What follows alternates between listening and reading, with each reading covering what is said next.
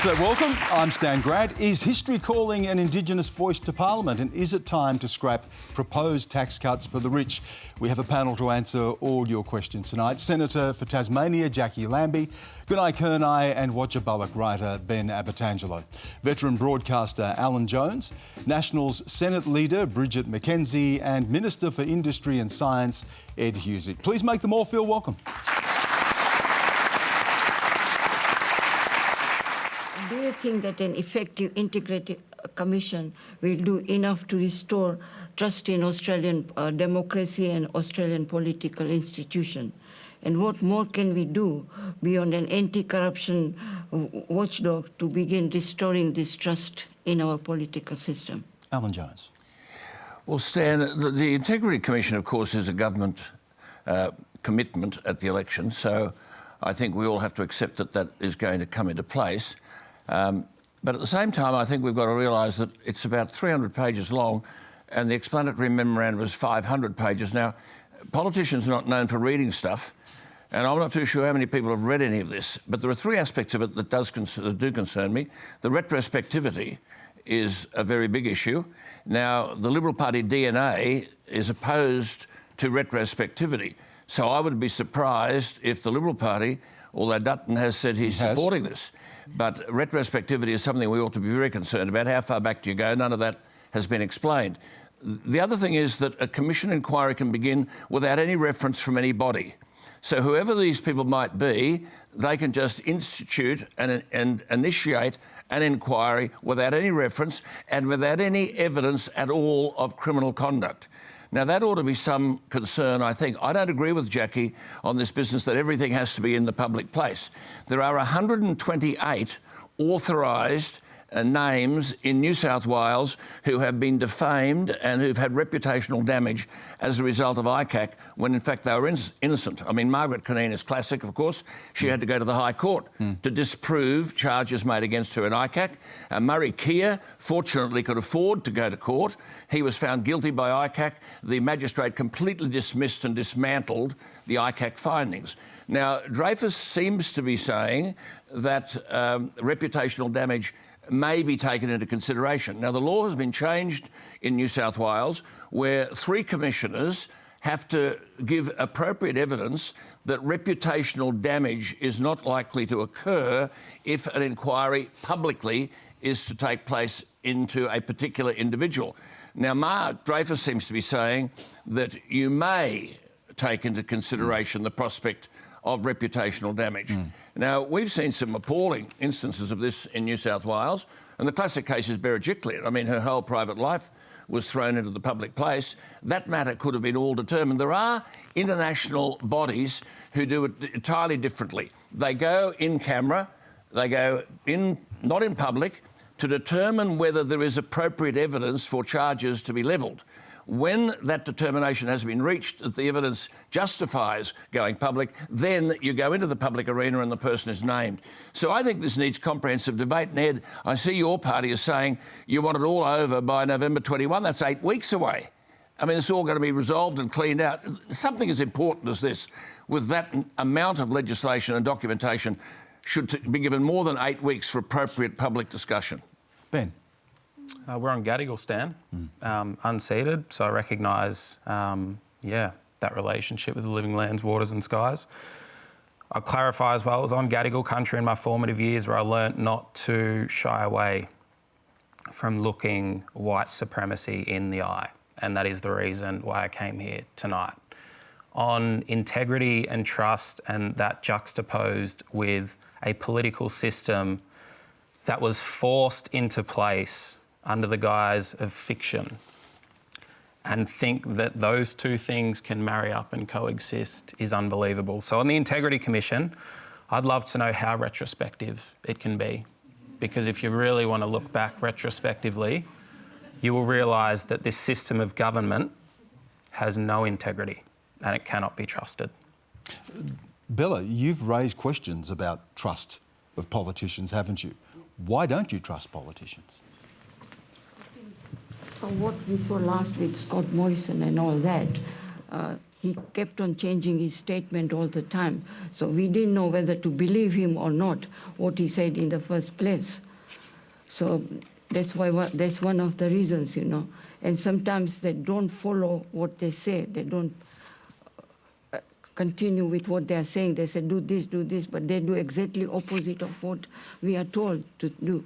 So you're concerned about what Jacqui has raised about the privacy? Yeah. And the fact that people don't know necessarily what's happening here? Yeah. Alan talked about how many numbers, how many pages there are in all of this that you will never know. Yeah. But then, you know, sometimes this integrity, that ICAC, like former New South Wales Premier, her whole career was ruined because private life was brought into public, and then at the end of the day, it didn't matter much to general public like us. I think you raise really, really valid points. And that is why it's so important to get this right, because it's not just going to be for the next 3 years for the Labor Party. Once this body is set up, it is going to be forevermore, ensuring that serious and systemic corruption is not occurring at a federal level, and that's something we all need to be confident in. I think in terms of trust with politicians, we need to be a lot more connected to our communities. I think we saw those candidates that were successfully connected to their communities, the National Party candidates out in the regions, very connected. A lot of the new independents, very connected with their local community. So I think Australians are wanting to know who their politician is, to be able to have that conversation in the coffee shop, ask, you know, be a lot more sort of engaged with the parliamentary process more broadly. And I think that honest conversation and holding each other to account as community members do will go a long way in restoring trust. And I don't think we should allow the debate to create in the public mind the notion that politicians are dishonest. I think that would be a very unfortunate point to reach. I think the bulk of politicians try to do the right thing, and I think that they're most probably their integrity is beyond reproach. I think we're talking here about processes which actually lead to activities which are corrupt.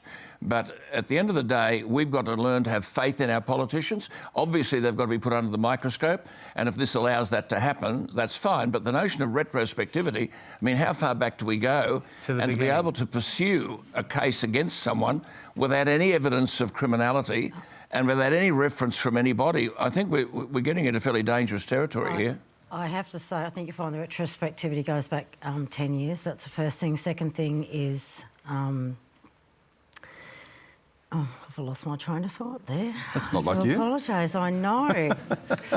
Jack, I think it needs to go back to 1901, because if this is going to be independent and if this is not going to be a politicised body or able to be politicised, then it does need to go back to the beginning. I think after the last 9 years of the coalition government, it needs to go back 10 years. Well, I'm sorry, it needs to go back.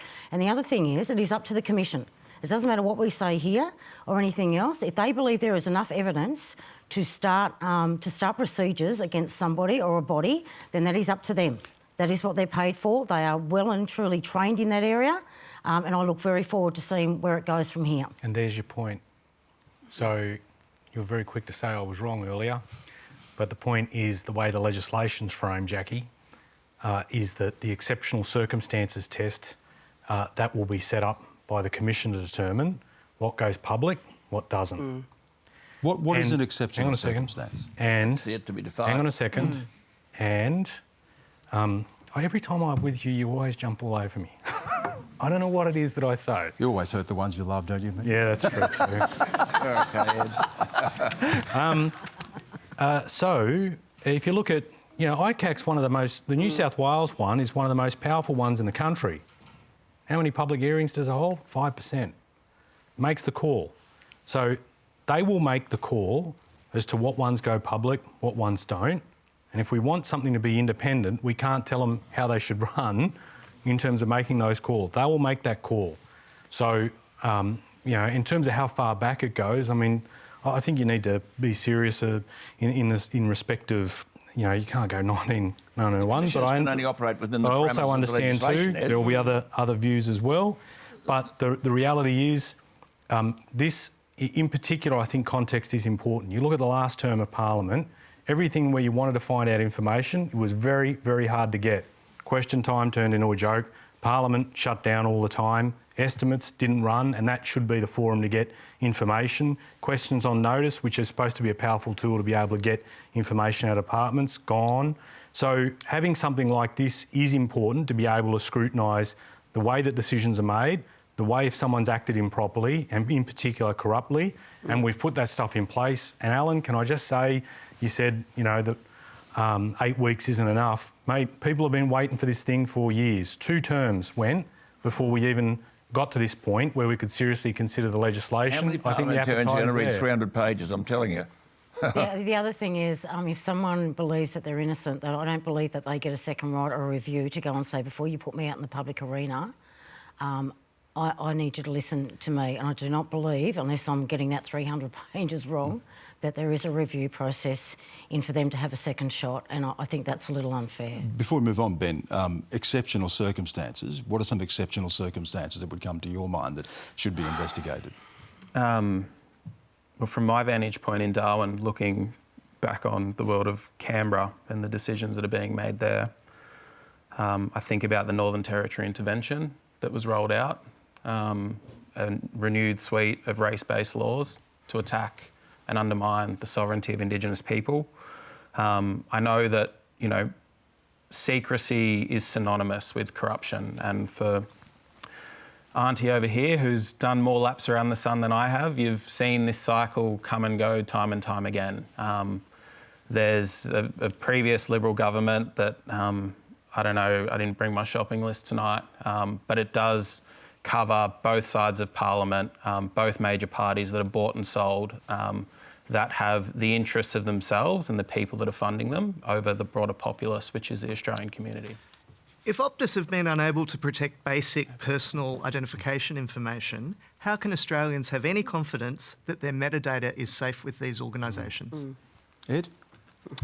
I think that type of question, if I may say, I think you're not the only one, and I think it's the type of question not only to Optus but to a lot of other businesses that store data, and this is so important to modern businesses who collect such enormous amounts of information. We hand it over willingly in many respects, but in some cases we have no choice. If we want to access the service, we do have to hand over a lot of personal data, particularly to validate identity around passports, driver's licences, Medicare numbers, a whole host of other means as well.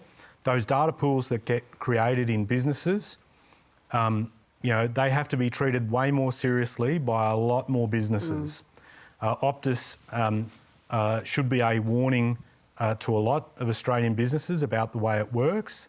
And I don't think it's just an issue of technology, because my view is you can have the best systems in the world, but if the culture of the place doesn't value the data, and if you have people, for instance, and there have been cases where passwords were left on a post-it note on a computer and then all that data was accessed and misused, it's really serious. So I think Optus does need to, in terms of any remedy that's required as well, I think they're going to need to step forward and stump up for that.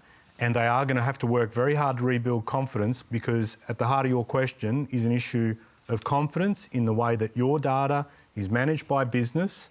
And that shouldn't just be something on Optus's shoulders, it should be across the board.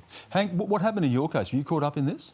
Yes, I was a past customer of Optus. I left them about a year ago, and I've received the email telling me that my personal identification and identification numbers have been released. So I'm in the higher risk category to So some... where does that leave you now? What do you have to do? So what I've done is I've changed most of my online passwords. I will need to look into changing my driver's licence number. And now my Medicare card number, which was not disclosed in the initial communications from Optus. Hands up anyone else who's been caught up in this week. Wow. What? Wow. Yeah. Wow. Really? It raises the question, doesn't it, Alan, about... Ed went to this before. You can't live in the modern world without giving away so much of yourself. I think Ed, 100% correct. I mean, it's frightening. I mean, basically, these major organisations and entities know everything about us. We know they know everything about us. They seek all this information from us. And every day, independently of Optus, we would be worrying what they were going to do with it. But there has to be a penalty here, Ed. You know, Optus have got to face the music. People have got to go. There's got to be a financial penalty so that the message is sent to corporations that if they are at grave risk. I mean, when you think of thousands and thousands of Medicare numbers and driver's licences, you've got to go do more than say, oh, well, you know, Optus will have to pay for the reissuing of the driver's licence. I mean, come on. It's got to be far more than that. This is serious stuff.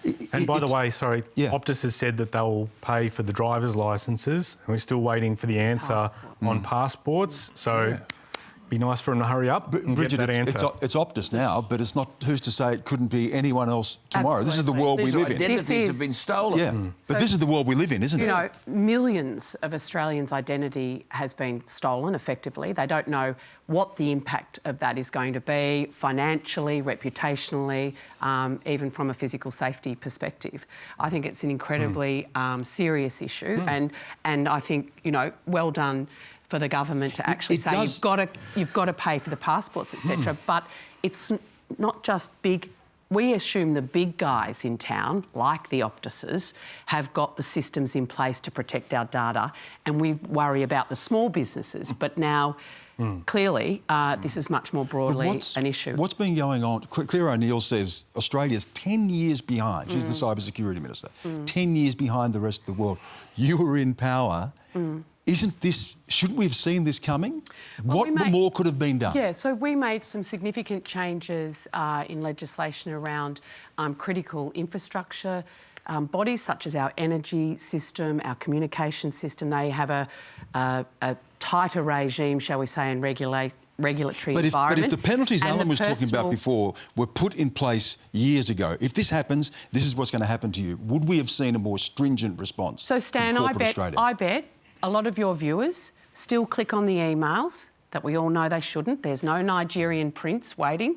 You know, there is a whole... You know what I'm saying. So there is a personal responsibility for all of us that this world we now live in, the technology is changing all the time. Government regulatory environments needs to keep pace with that, obviously, and how we store and use personal data is the thin edge of the wedge? I mean, I've got a mobile phone here. I guarantee that everything that's being said tonight is somewhere inside that mobile phone.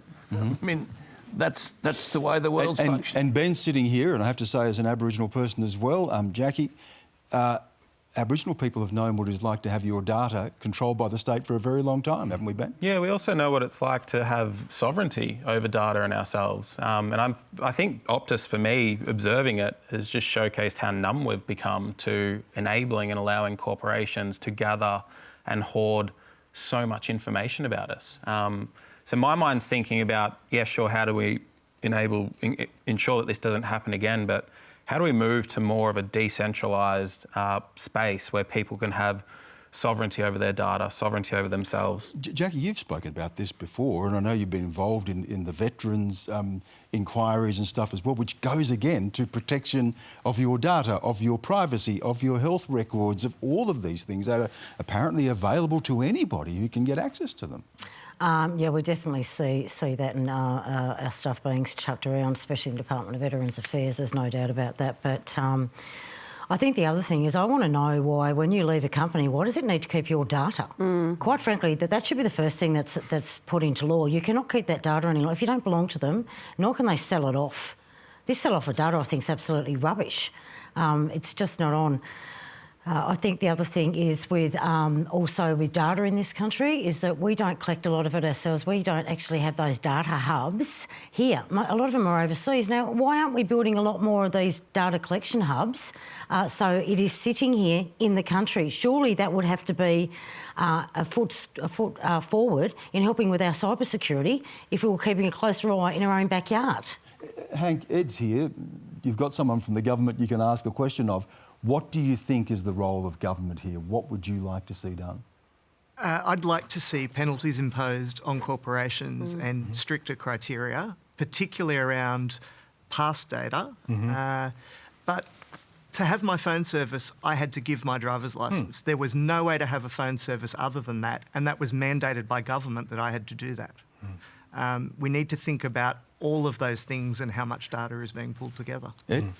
Yeah, I think we do need to have a look at that regime, the penalty regime, and I think we've gone well beyond the idea of companies self-regulating themselves on this, and it is going to be important.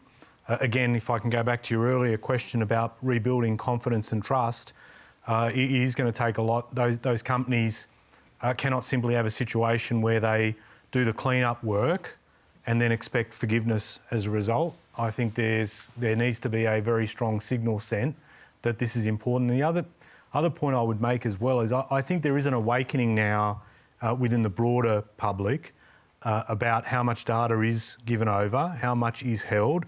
Picking up on Jacqui's point, the amount of data that's bought and sold and the way that that's treated as well.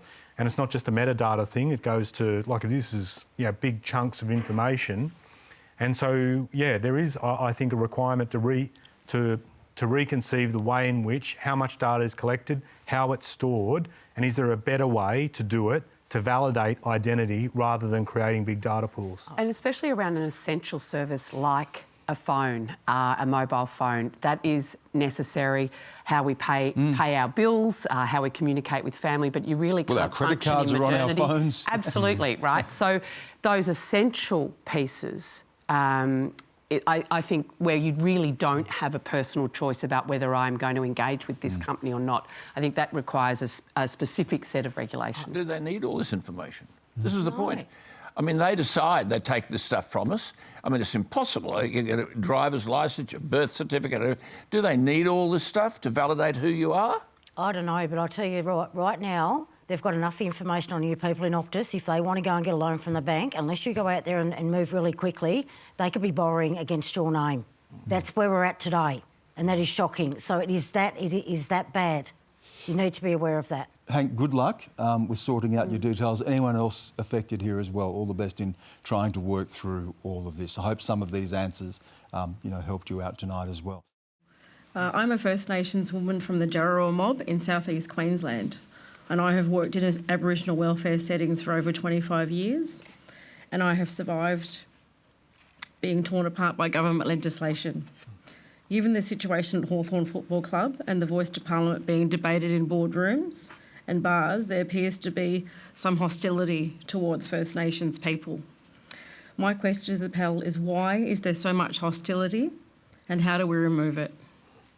Alan, I'll go to you on this because we're talking again about racism and racism allegations in the AFL. We know what Adam Goodes went through. And at the time, you said that Adam Goodes was playing the victim and he needs to change his behaviour if he wants crowds to stop booing him. Have you had time to reflect on that and regret those comments? Those comments were made in relation to a young girl who had severe mental and personal disability. She was 13 years of age, and she made a comment as he was leaving the field. Wasn't just a comment. You know what the you know the offensive nature of it. But I just want to be clear on this because Adam also defended the girl the next day and said we need to be considerate of the girl. But you said he was playing the victim. Why? Well, he did play the victim at that point. The girl was still locked up in the changing room, I think it was at the MCG, until 1 o'clock in the morning. And this was a girl who had severe personal and mental disabilities. Adam should have acknowledged that and left it alone.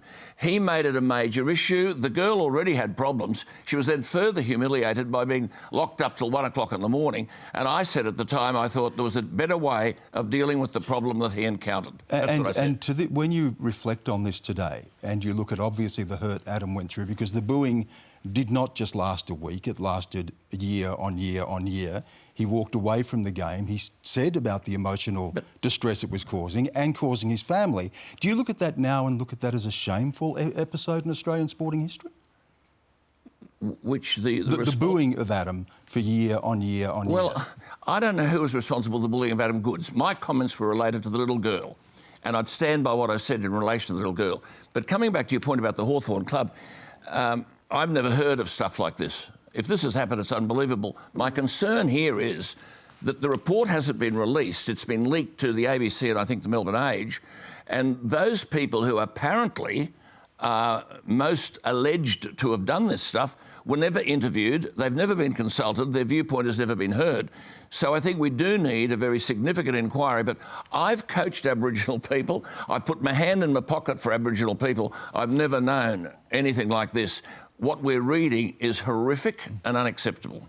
Ben, you've played sport, you've played cricket. When you hear these allegations and reflect on the history of racism in sport, what does this say to you? Well, first, I see you and thank you for coming and sharing a bit about your story, and then having Mr. Jones next to me be the first person to respond to that.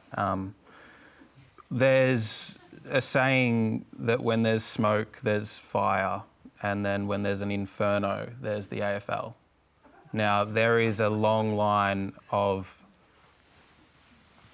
deep pain that blackfellas have been subjugated to playing sport, and environments that we look up to and say, hey, I can get there and I can be free. And then what's damning about that is when you make it into those environments, you're still under the same control, and you have to be the perfect little native for people to accept you. Now, what's happened at Hawthorn, the revelations that have come out of that are very consistent with the surveillance, the censorship that you're talking about in your question, right? And what I was attempting to articulate to Mr. Jones before. Everything that is done to us by people that say that they are helping us, right, is done so through the lens that they are lifting us up, as if they know better for us. We cannot govern ourselves. We cannot make independent, informed decisions for our families. Now, I think it's time for, honestly, with how much has gone on, I think it's time for Indigenous players across the AFL to boycott. I think it's time to learn from the Wave Hill walk-off. I think it's time to learn from a lot of the other political movements throughout history that solidarity always wins.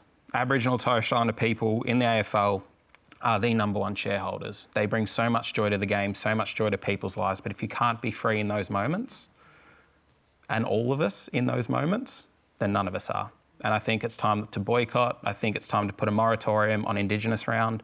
I think it's time to take off the Guernseys. I think it's time to demand real change. And not through the players associations who continually let the players down as well. I think it's got to be done independently, and that's the only way that we're going to see some significant On the change. question of independence, Ed, is it time for the federal government to take this out of the hands of the AFL and call an independent inquiry in this? Racism is meant to be illegal, and yet we see these are allegations now, they'll be investigated. But is there a need for a further investigation? Well, the issue is how long and how often the AFL has these allegations put to them. And if they worked as furiously on this issue as they do to get new TV rights, maybe we'd get somewhere. Really? Like when it means something to them, they work real hard. And I think on this, they're not working as hard. And if it does take an independent investigation, I mean, you've put that on the table, and obviously we'll take that on board. But there is a strong level of feeling about this, and I put together the way you phrased your question and the experience and your concern about how your voice is heard, treated, the response to it. You know, Adam Goods, Alan, like it wasn't just, I hear what you're saying, but it wasn't just one incident. Like, you know, for a person to react like that, there's been a build-up. This has happened a number of times and gets to that point, and then you get Hawthorn. So, you know, there is something serious there that has to be dealt with. And the other thing is too, we have to be honest enough as a country to recognise it and not to always shy away and say, oh, we can't talk about that, it's not really racist. But I think that's Stan is right. I think it needs an independent judicial inquiry external to the AFL, a judicial inquiry the government should regard it as serious enough, whoever's ever in charge, Linda or somebody, and say, we are instituting this inquiry. But I just come back to your point, which is a very serious point, and Ben won't agree with this, but I just want to know, because you say self-management is everything, we pretend that we know how best to handle your problems, that we don't want that. That you created hang on, as well. What do you do then? OK, what do you do about the violence, the appalling violence towards women in the Northern Territory, which has done, no action has been taken about it. Jacinta Price came to Canberra last year with horrific revelations about what was going on in the Northern Territory. No one has opened their mouth to support her, and nothing has been done. Come on, Alan, so violence against women cuts across all colours. It does, but I'm just saying, we're talking about the violence of the Northern Territory. Every time it comes up in this discussion... And if you're managing these things, Ben, what are you doing to address those issues? Can I just say, too, we're having this conversation in front of an Aboriginal woman who is brought this question to us, and Deirdre, I could hear the distress in your voice even bringing the question. Yeah, and I wanted to say, can we just leave that where it sits right now? Deirdre, thank you so much for raising that question. Thank you. And I'm sorry that you have to even ask the question, because clearly these are not easy questions to ask. You've had the courage to ask that. Yes. So thank you so much. That's all we've got time for tonight. Thank again to our panel, Jacqui Lambie, Ben Abbatangelo, Alan Jones, Bridget McKenzie and Ed Husic. Thank you.